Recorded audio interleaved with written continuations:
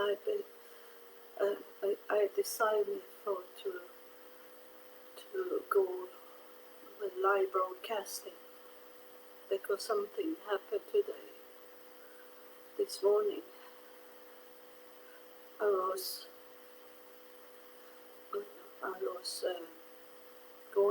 driving out.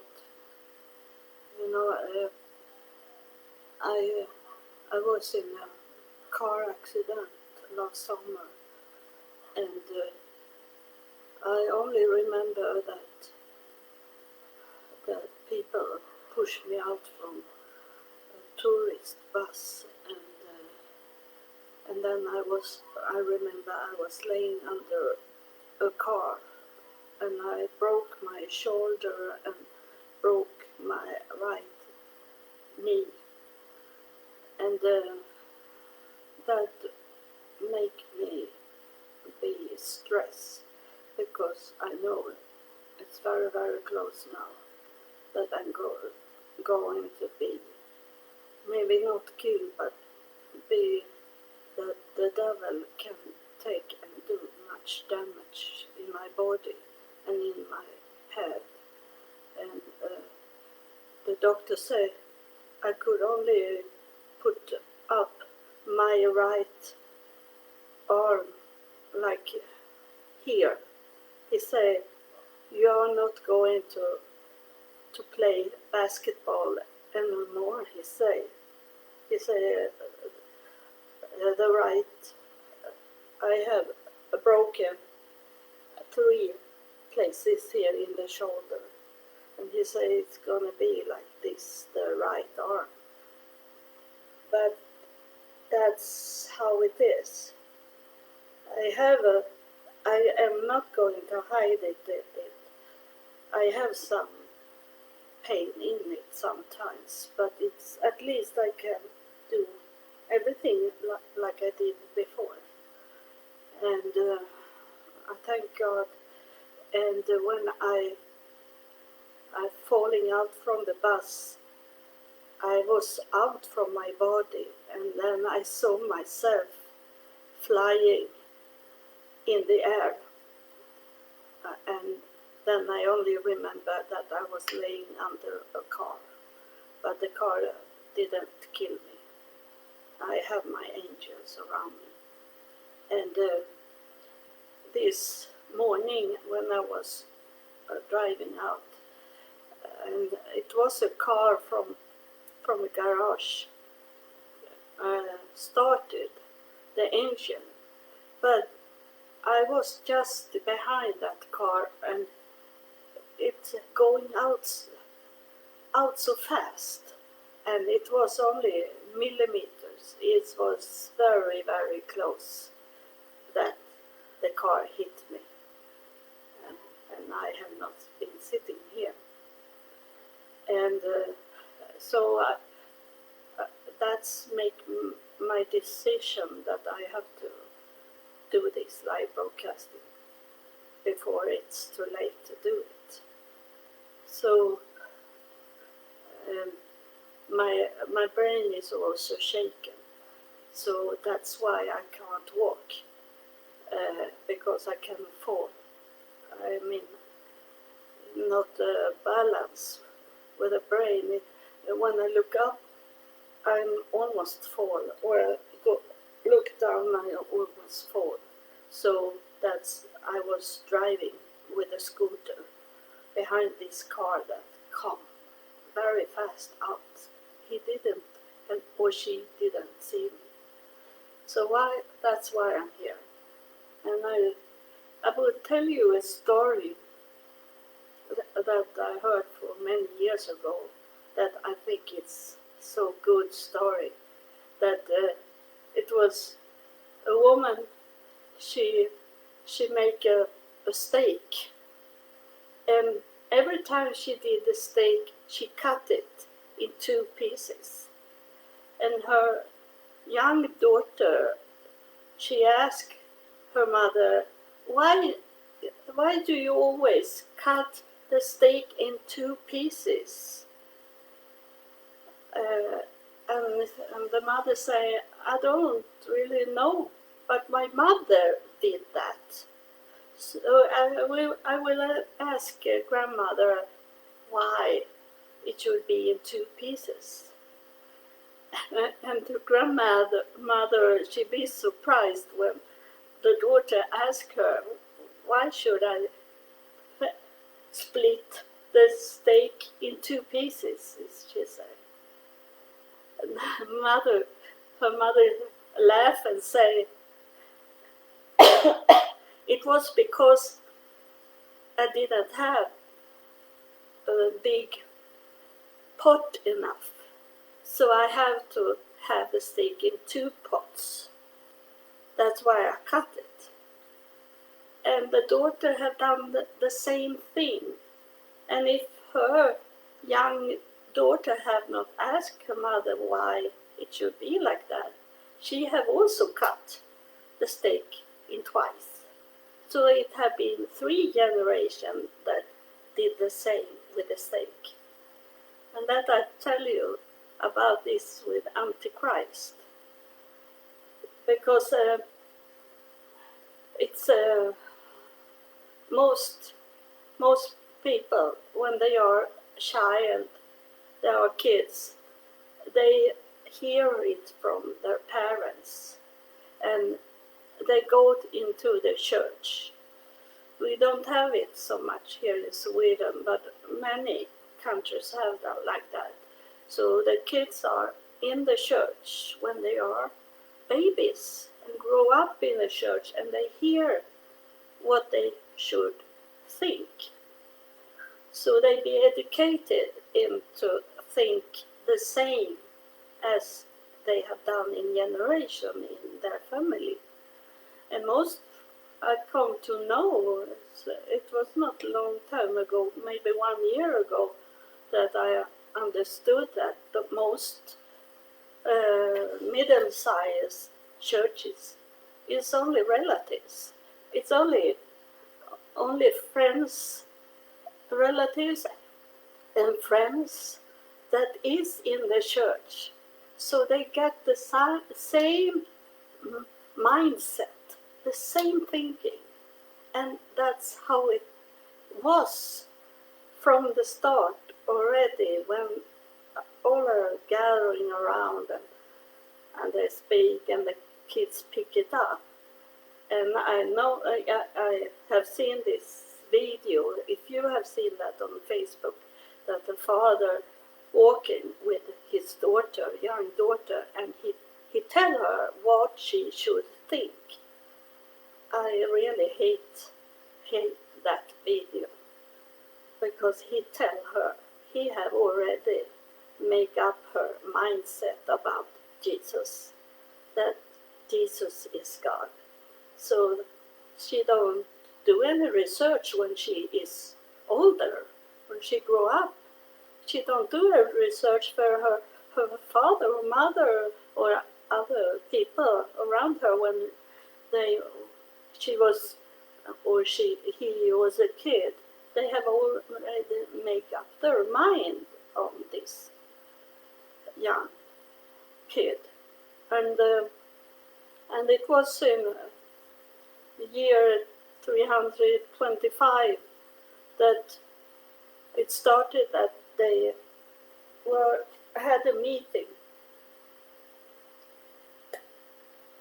in Nicaea, 325, and the Emperor Constantine the Great, he have started to make up his mind that Jesus must be God. So they took in many high people in the churches in the countries from the Middle East, and they make up their mind and make it that Jesus is God. They told that's how. And those people that didn't like it, that argue with them, they'd be killed or placed in a prison so cool it down. So only one opinion was made, that Jesus was God. And I have experience of Jesus Christ coming down, like I told you in the other video, that Jesus Christ stood in my room and he was not 30 years old. It was not Jesus that was standing in my room, it was Jesus Christ, and that is totally different, because he had white hair and he unbarred and this like metallic brown skin. I don't say that he's from Africa. That's not, because what I saw, it was that he had all the colors in his skin. It was not special brown. It was metallic. It was shining. And but of course, I heard God told me when I was in Jerusalem, when 2016, I was to a museum in Jerusalem. That was also someone say that to me on Facebook. I didn't know that person, but I was writing, where should I go when I'm coming to Israel? And one person sent me that I should go to this museum, and I didn't know what kind of museum it was. And that person was not in my friend, was not friend to me on Facebook. It only come like a message. And I ordered a ticket for that museum, and then I took a taxi because I was in Tel Aviv, and the taxi driver took me to that museum because it was a time on the ticket, so I have to be in time there. And when I come into the museum, the young man that should look at my ticket, and I asked him, what kind of museum is this? And he looked at me. He was surprised that I didn't know. I said, it's only that I got the message that I should go to this museum, I said to him. And then he said that it was the museum of the Friends of Zion Museum. That's when they built Palestine, the English people and Muslim people and Christian people worked together to make this Palestine area to have buildings and be in peace. And so I was to, and when I heard that, I understood it was what God wanted me to go and see. And I fall over the desk, his desk, in the spirit. And the young man said, should I go and get you some water? He said, he looked around, what should I do? What should I do? Should I give you water? He said.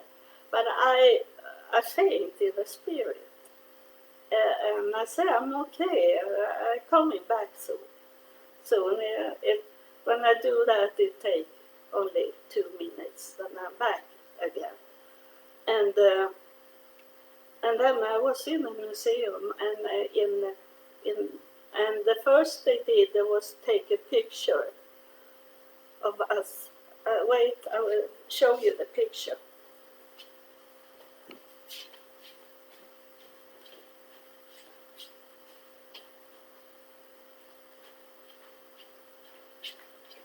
Coming back.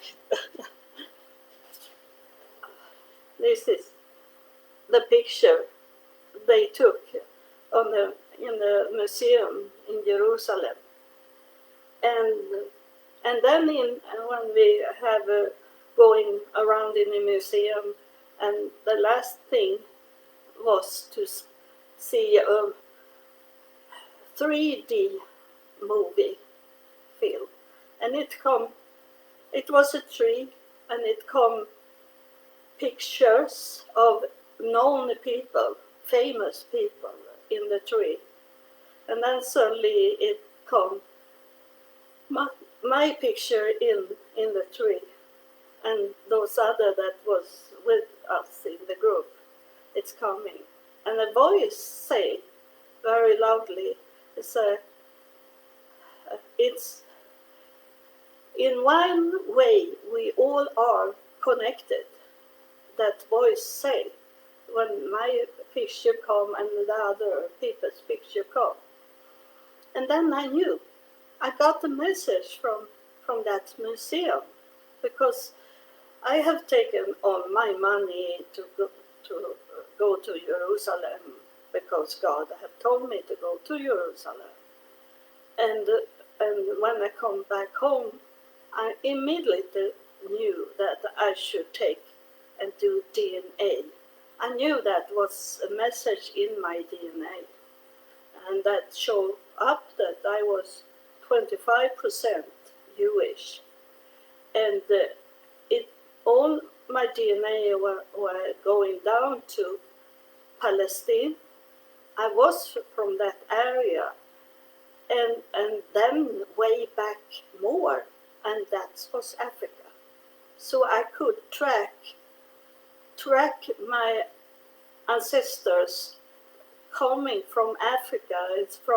They were from Tanzania, Congo, and South Africa, and they come up to the North Africa, and then they were spread, and one group was going to Israel, and that was my father's that did that. But on my mother's side, they split up. Some was going with other people to Israel, but some was going from Algeria to Italy and up. So how to know that I'm 25% Jewish? It's not in the DNA, but when you look at the DNA, you see where people are from, because the Jewish people have the whole time been haunted.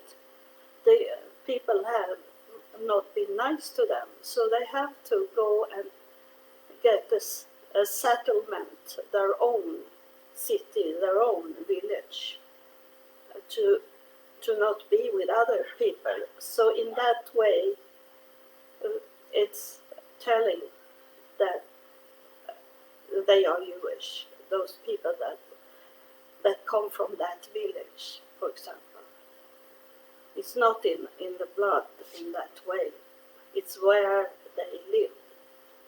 And then I understood that I've been more and more educated by God and Jesus Christ, that I asked from the beginning, who am Jesus? Is he God? Because I didn't know. So I asked God to tell me if Jesus was God. And he had never answered me about that. So that I had given up that. And I know the more I be educated, the more I understand that it's different. Jesus and Jesus Christ is different persons. Jesus was the one that was born of Mary and lived here on earth.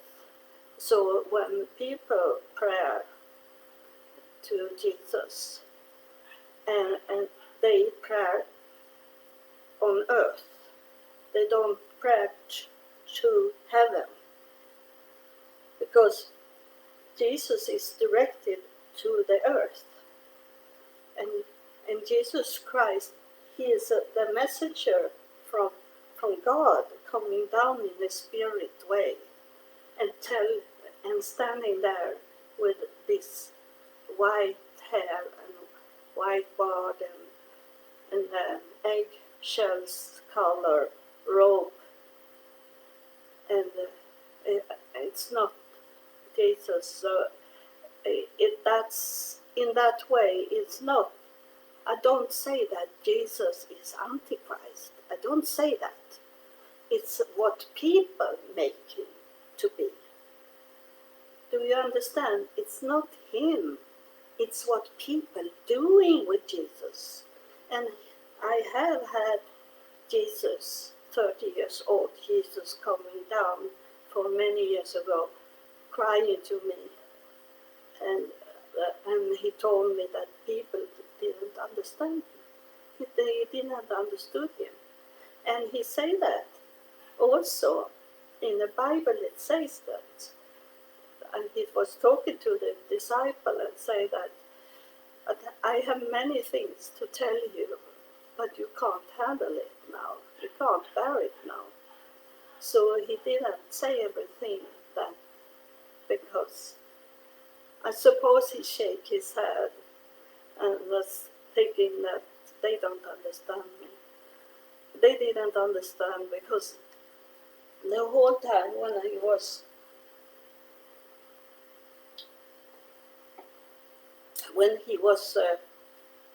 walking around with the disciple, he was talking in the spirit. And they didn't have the spirit inside them in that time, the disciples, so they didn't understood him. And that's why he gave up and said that I have so much more to tell you. John 16 and 12. I have much more to tell you, but you can't bear it. They couldn't handle it. So it must be said in next generation what Jesus was going to tell them if they had understood. But in that time, what could they understand when everything that was flying in the air was birds, animals? This was no airplane. There was no radio. There was no internet. How could they understand? Because Jesus got the message. Jesus is a prophet. And that's, for me, is a prophet, and I love him for that. And it's not about that. It's that people, Constantine in Rome, was changing it to be that Jesus was God. And so it had been since 325, year 325, that people had to have learned from their babies, their child, that and how he looked like. So I know because when I did the last video, the live broadcasting, I got message from people, and they were happy that I was talking about Jesus. Jesus loved you and everything, and I'd be so tired of it that they don't understand this, the difference between Jesus Christ and God. They don't understand these three. Jesus is for this earth, for this planet. And Jesus Christ is up in heaven and bring down things to us. And God is somewhere like a master of everything. And because Jesus Christ was standing in my room, in my home, and he had God with him. And so he must have told Jesus Christ is my Savior, because he must have told God that this person, this like a job. This person, she need you. She need us because I was on my way to make a suicide, and they didn't want me to go that way, so they pick me up and make me be walking around and test people how they did, because when I was in come to United States by myself, I didn't have anything. I had no I had clothes on me, but I was hungry. I was 3-4 days had I didn't eat. I didn't know how to eat. Could get food. I had no money, and I was thinking that I should go and eat from the restaurants outside the table outside the restaurants, the leftover food there on the plates, but the birds come quicker than me, so I couldn't eat it. So I was hungry, and I went to every church I saw, every kind of church or religion. I was to a Jewish place and mostly the Pentecostal church, and asked for help. But what the few things they helped me with was give me $10, like that. One church, they say that I should get money if I was 6 times in the service. So I was 6 times in that service, 6 Sundays, and to my surprise and disappointment, I got $25 for it, and I was starving,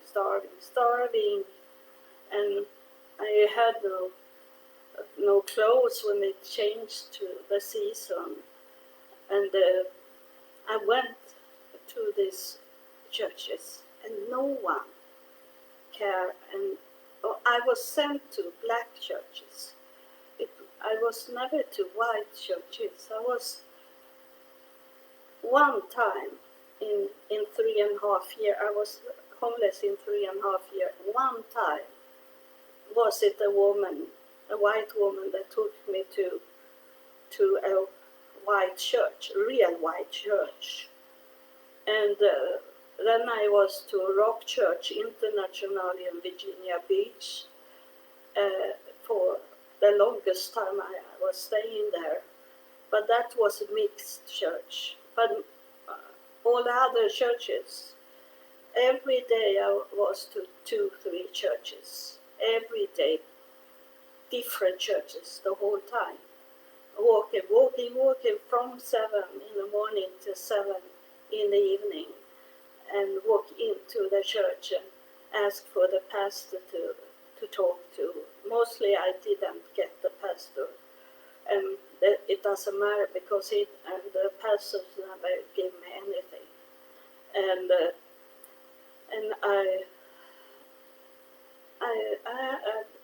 I did that. I understand it now that I test the church, because I was in a Quaker church in Virginia Beach, and some churches have this paper to write down, and then they should have a meeting about if they should give me something. And in 2.5 years, I was moving 26 times in different cities. I was never there. I had to move where the shelter was, where I could have a bed. I had to move. And I couldn't wait for that paper to come through. But I feel it in, and maybe I should stay in Virginia Beach so I could come and get some food from the church, the Quaker church. So I write it down on a paper, and it was a question: what are you doing for God? And I was thinking, I started to write. I'm going to do a book of my walking in the United States, because that I heard from God from the start when He was in my home, that He said you should write a book. But I have not done it. I have tried to find a person that can help me to write a book, but I have never found it in 20 years. But then when I write the paper, I heard a voice saying, "No, no, no, no, no! It's not that book. Say you are going to write a book about the book of life." And exactly like He did at home, God told me about Sarah, and He said Abraham. So to make it more clear, He said, "You're going to write the book of life and death." So that's from that moment I've been so very happy. I was very, very down.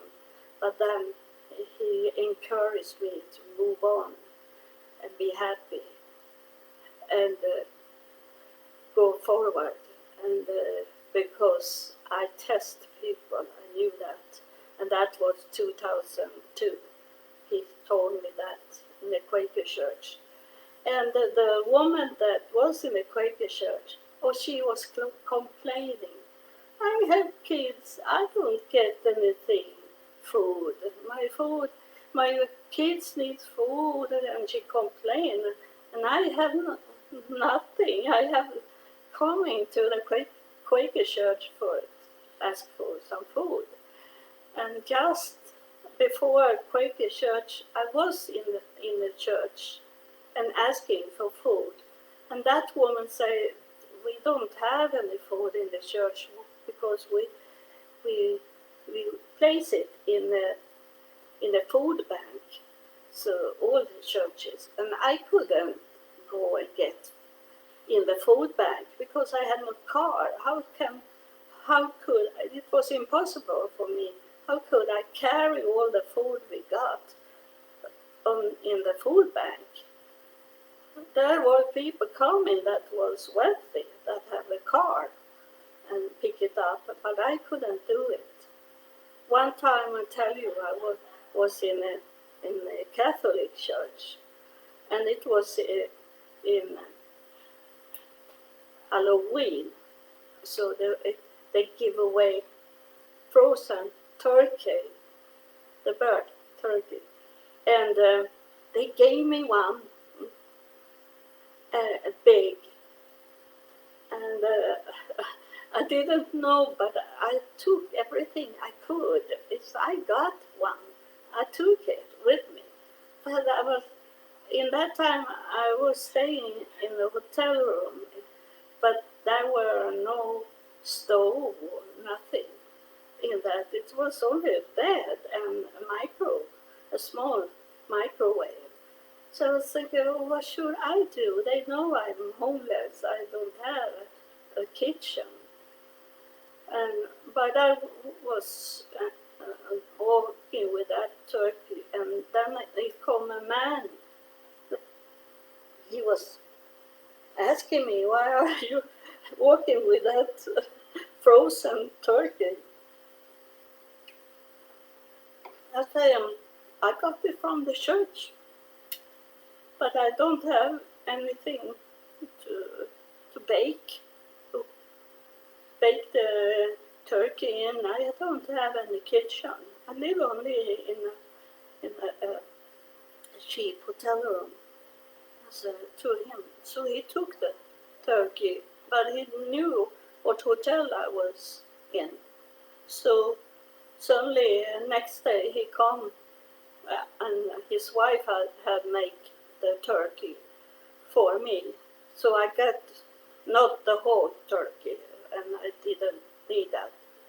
He gave me some of the turkey so I could eat. But that's how they thinking about.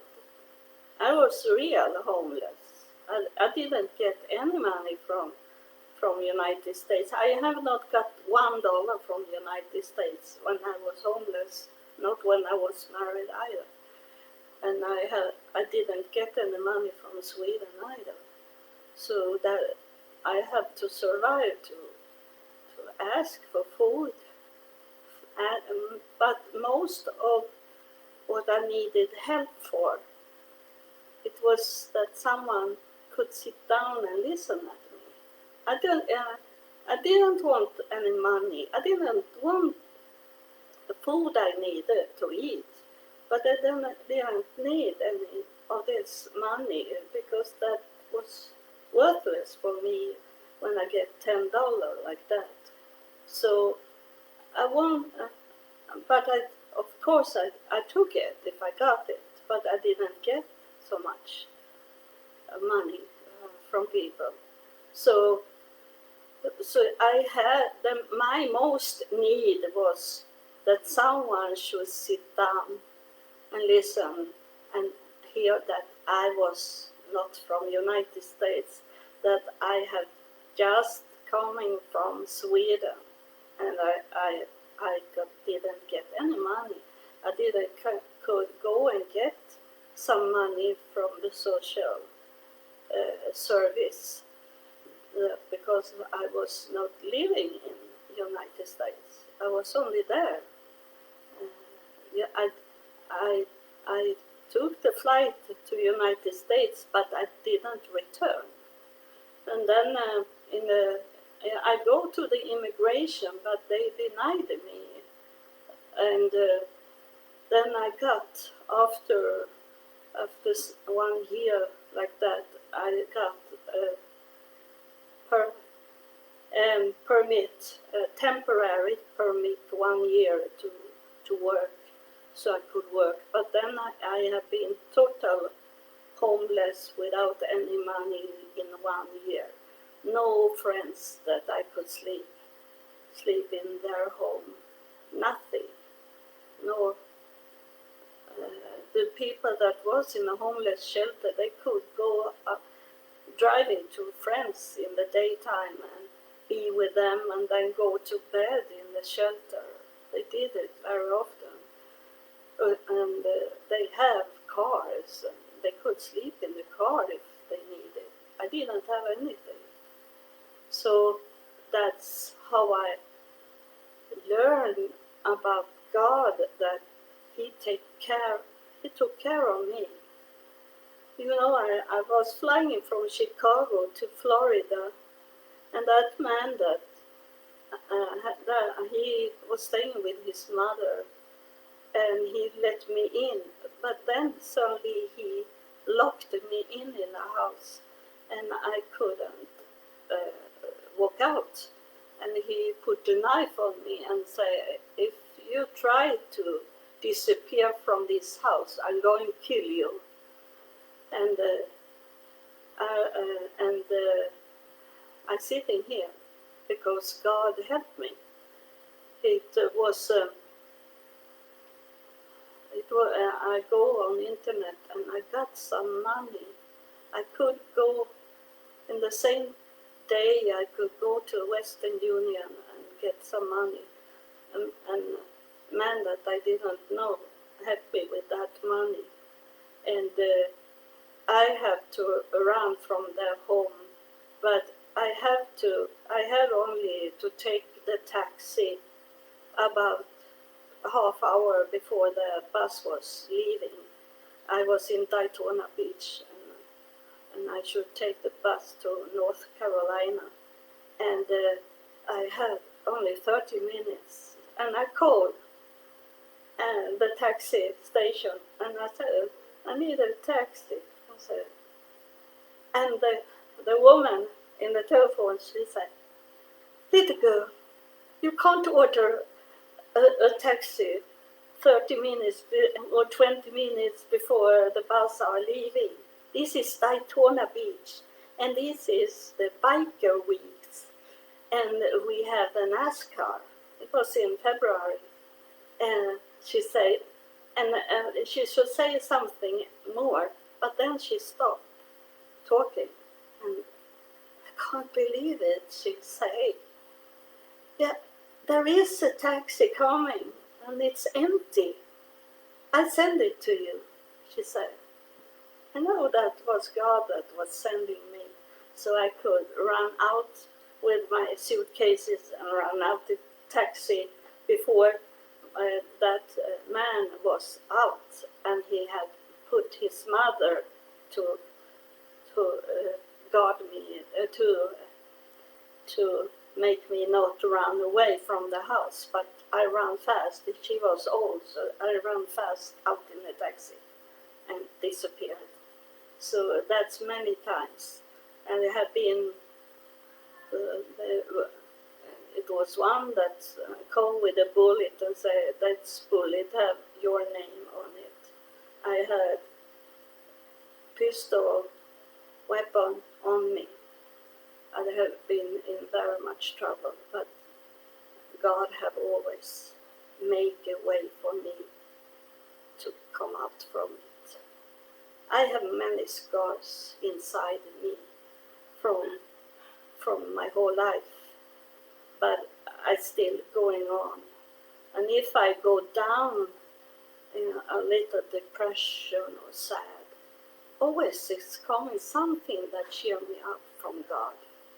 So God is my provider, and Jesus Christ with white hair and beard, He's looking after me. He is my Savior. He told his Father, God, that I was in trouble.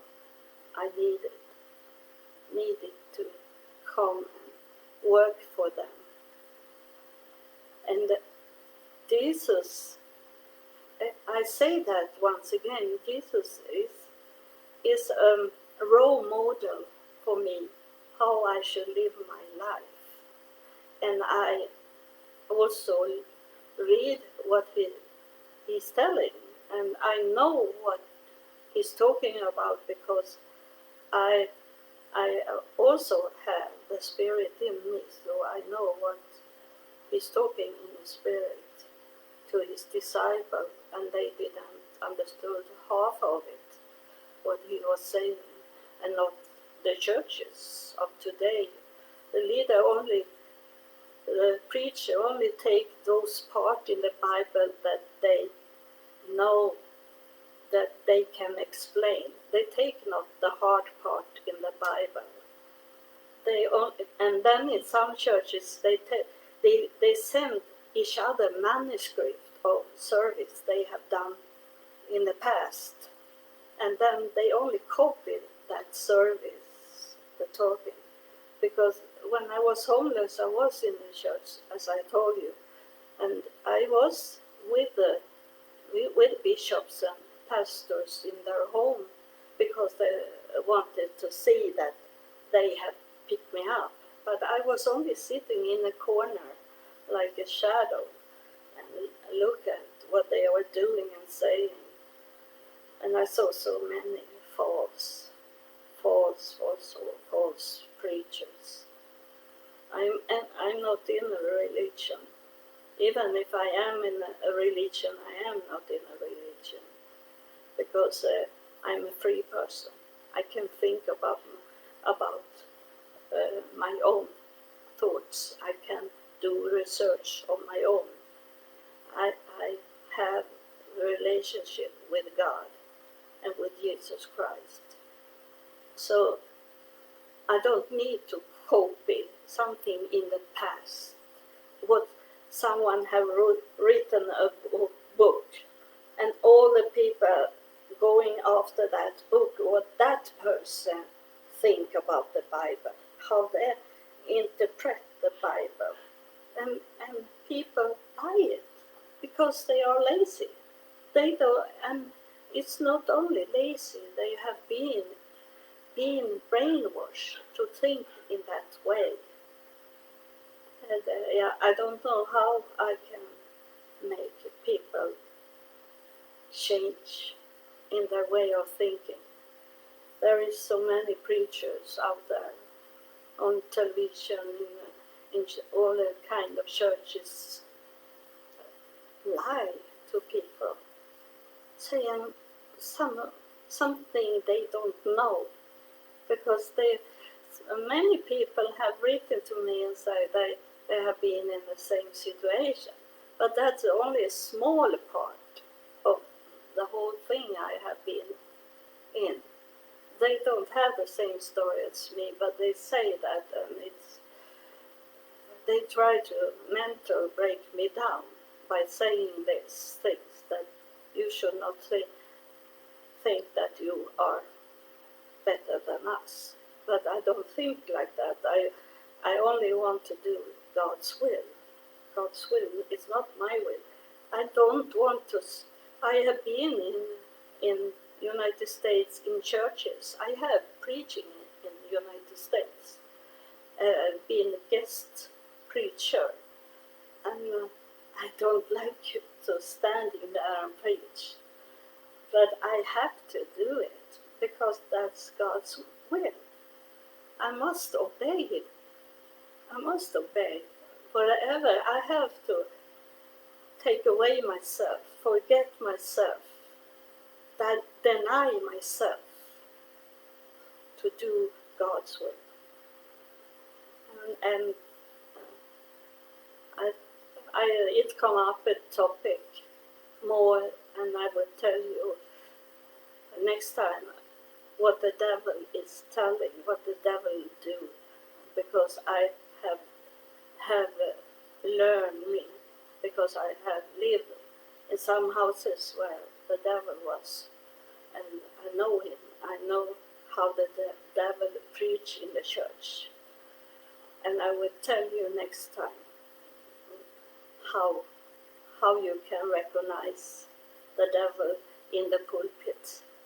He loved to standing in the pulpit and pointed out someone in the visitor in the church that he feel that he can push down.